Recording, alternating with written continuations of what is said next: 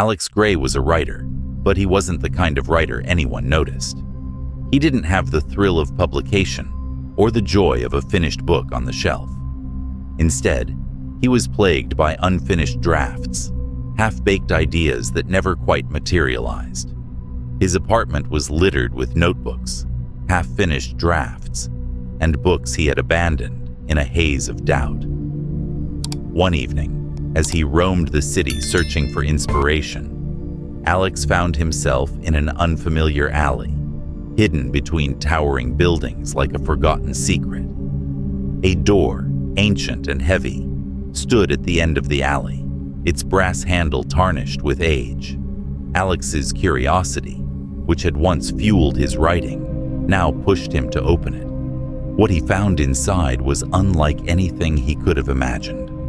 The room was dark, filled with shelves that seemed to stretch on forever, each shelf laden with books. But there was something odd. Each book had no titles. They were blank, their spines smooth and untouched.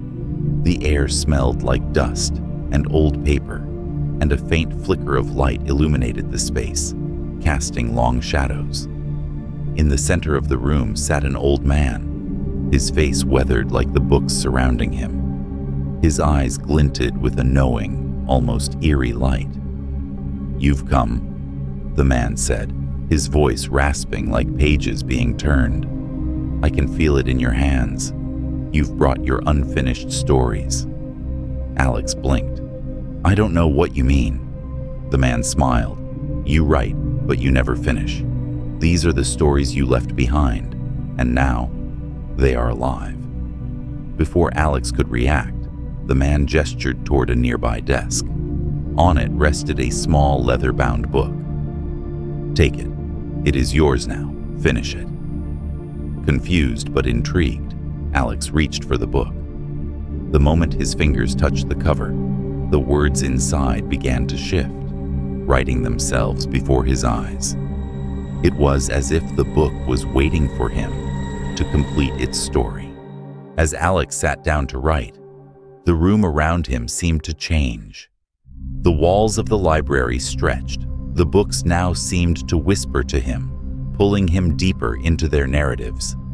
The characters within the book, once merely words on a page, began to move. They appeared before him, horrifyingly real. A tall, brooding detective in a trench coat materialized beside him, his face hard with unspoken frustration.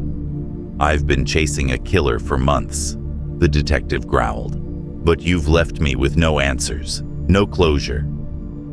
A pirate captain, her eyes cold as the sea, stood in the corner, staring at him with contempt. "You stranded me in the middle of the ocean. Now you're going to finish my story, or I'll make sure you regret it."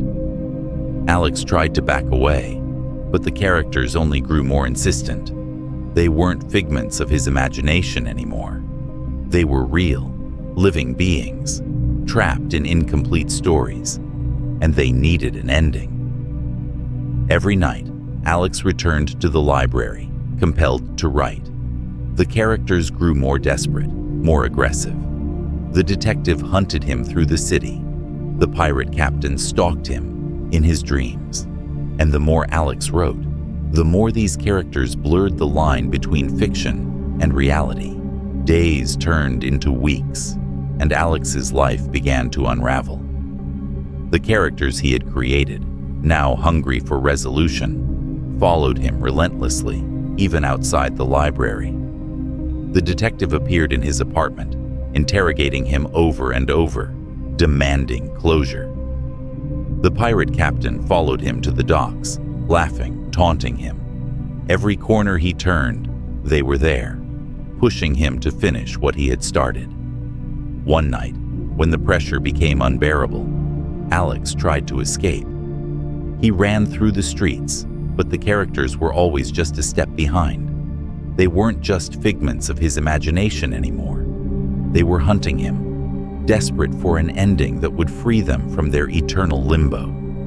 In a panic, Alex returned to the library. The librarian, still silent and watchful, met him with the same knowing look.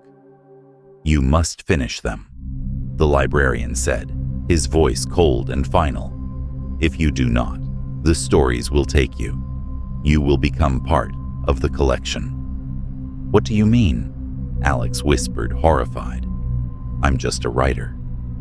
No, the librarian replied.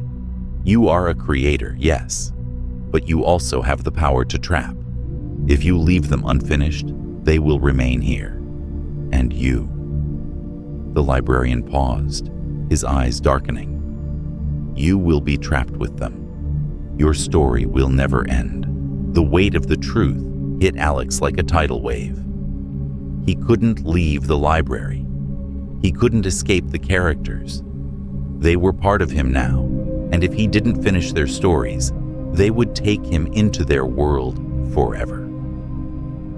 Desperate, Alex sat down at the desk, the leather-bound book in front of him. He could feel the characters around him, their eyes burning with frustration. The detective stood at his side, waiting for his confession. The pirate captain paced, her hand on her sword.